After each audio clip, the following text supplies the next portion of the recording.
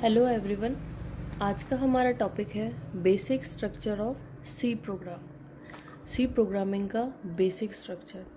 The component of basic structure of C program consist of following parts. First, document sections. Document section में हम program का नाम लिखते हैं या उसका टाइटल लिखा जाता है। सेकंड है प्री प्रोसेसर डायरेक्टरी और link section. Pre processor directory और लिंक सेक्शन में हेडर फाइल लिखी जाती है।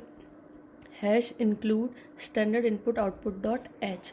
यहाँ हैश इंक्लूड कंपाइलर डायरेक्टरी है तथा standard input output dot H की फुल फॉर्म है standard input output dot header, जो कि हेडर फाइल है और इनपुट आउटपुट फंक्शंस को कंटेन करती है।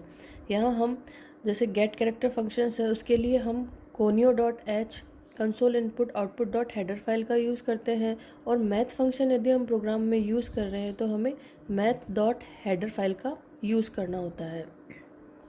Hash include is a compiler directory. Hash include एक कंपाइलर डायरेक्टरी है that instruct the compiler to link the specify function from the library. जो कंपाइलर को यह इंस्ट्रक्ट करता है कि फंक्शंस को रेस्पेक्टिव लाइब्रेरी के साथ लिंक करे। थर्ड है ग्लोबल डिक्लेरेशन सेक्शन। जैसा कि हम जानते हैं कि वेरिएबल दो टाइप के होते हैं, लोकल वेरिएबल और global variable. Global variable main function से पहले डिक्लेयर किए जाते हैं और जिसका यूज़ प्रोग्राम में कहीं भी किया जा सकता है। ग्लोबल डिक्लेरेशन सेक्शंस में हैश डिफाइन सिंबॉलिक कांस्टेंट को डिक्लेयर करने हेतु जो यूज़ किया जाता है वह भी ग्लोबल डिक्लेरेशन सेक्शंस में ही डिक्लेयर किया जाता है। और लोकल वेरिएबल वो होते हैं जो मेन फंक्शन के बाद डिक्लेयर किए जाते हैं और जिसका यूज़ प्रोग्राम के केवल उसी भाग में होता है, जबकि ग्लोबल वेरिएबल का यूज़ हम प्रोग्राम के किसी भी भाग में कर सकते हैं, उन्हें बार बार डिक्लेयर करने की आवश्यकता नहीं होती है। नेक्स्ट है मेन फंक्शंस। कंपाइलर सबसे पहले मेन फंक्शन को ही कॉल करता है। Main function this is the line from where the execution of program start. C permits different forms of main statements. First void main, integer main और main. Main एक user defined function है जिसके आगे bracket लगा होता है। यदि bracket empty है मतलब उसमें कोई आर्ग्यूमेंट्स नहीं लिखा है। नेक्स्ट है वॉइड मेन। यदि मेन फंक्शन के आगे वॉइड लगा है तो उसका मतलब वह कोई वैल्यू रिटर्न नहीं करता है। थर्ड है इंटीजर मेन। यदि मेन फंक्शन के आगे इंटीजर लिखा है तो वह इंटीजर वैल्यू रिटर्न करेगा, और अगर केवल मेन फंक्शन लिखा है तब भी यह इंटीजर वैल्यू रिटर्न करेगा। नेक्स्ट है opening brace.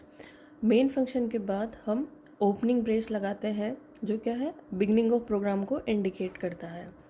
Next body of main functions. Single और compound statement between these two brace from the function body. Main body of main function के अंदर दोनों ब्रेस के बीच में सिंगल या कंपाउंड स्टेटमेंट्स लिखे जाते हैं जो फंक्शन बॉडी कहलाते हैं। The closing brace is the end of program. जब प्रोग्राम ख़त्म हो चुका होता है तो हम क्लोजिंग ब्रेस से एंड करते हैं। Now functions printf, scanf and get character जो जनरली प्रोग्राम में यूज़ किए जाते हैं। printf function, the printf function is include in the C standard input output dot H library. printf function हमारा standard input output dot header file के अंदर होता है which helps to display the message on the output screen, जो screen पर output दिखाने के लिए यूज़ किया जाता है। scanf function, scanf function is commonly use to take input from user. scanf function और printf फंक्शन दोनों ही standard input output dot H में होते हैं। scanf फंक्शन का यूज़ इनपुट देने के लिए किया जाता है। जनरली कीबोर्ड से हम इनपुट प्रोवाइड कराते हैं। Now get C H. Get C H यह फंक्शन जो है स्क्रीन को होल्ड करने में काम आता है। Now write a program to add 2 integer number. यह डॉक्यूमेंट सेक्शन है जिसमें हम प्रोग्राम का नाम लिखते हैं। Hash include standard input output dot H, hash include console input output dot H. यह प्री प्रोसेसर डायरेक्टरी है और यह हमारी हेडर फाइल है। printf, scanf फंक्शंस हमारे standard input output dot H files में आते हैं और गेट सी एच फंक्शन हमारा console input output dot H file में आता है।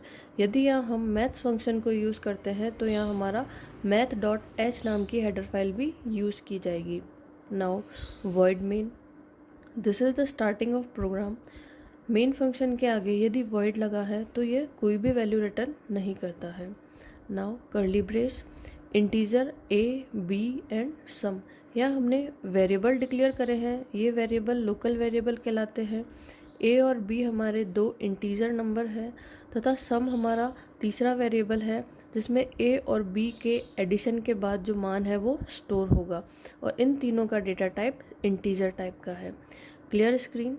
अब हमें दोनों नंबर्स की वैल्यू एंटर करानी है तो हम printf कमांड का यूज़ करते हैं। Now printf enter the value of 2 number, ये मैसेज हमारे स्क्रीन पर डिस्प्ले होगा। अब हमें वैल्यू इनपुट करनी है तो हम scanf कमांड का यूज़ करते हैं। scanf %d, ये फॉर्मेट स्पेसिफायर है। यदि यहाँ इंटीजर नंबर ना होके रियल नंबर होता तो यहाँ %f आता, बट यहाँ डेटा टाइप इंटीजर है तो यहाँ %d का यूज़ किया है। %a, जहाँ a की वैल्यू स्टोर होगी, एम्परसेंड जो है एड्रेस को शो करता है, एंड %b, मेमोरी में इस एड्रेस पर b की वैल्यू स्टोर होगी। नाउ सेमीकोलन, हर स्टेटमेंट के बाद हमें सेमीकोलन लगाना होता है जो कंपलसरी होता है। Sum is equal to a plus b semicolon, दोनों नंबर का सम जो है यहाँ इस वेरिएबल में स्टोर हो जाएगा मेमोरी में। अब हमें इस सम को प्रिंट कराना है तो हम printf फंक्शंस का यूज़ करते हैं। Now printf the sum of 2 number is %d and sum variable, तो अब ये जो सम है वो प्रिंट हो जाएगा। नाउ गेट सी एच हमारा स्क्रीन को होल्ड करने के काम में आता है, ये भी एक फंक्शन है। नाउ कर्ली ओपनिंग ब्रेस ऊपर था एंड ये जब हम प्रोग्राम स्टार्ट करते हैं तो हम ओपनिंग ब्रेस का यूज़ करेंगे और जब प्रोग्राम ख़त्म होता है तो हम क्लोजिंग ब्रेस का यूज़ करते हैं।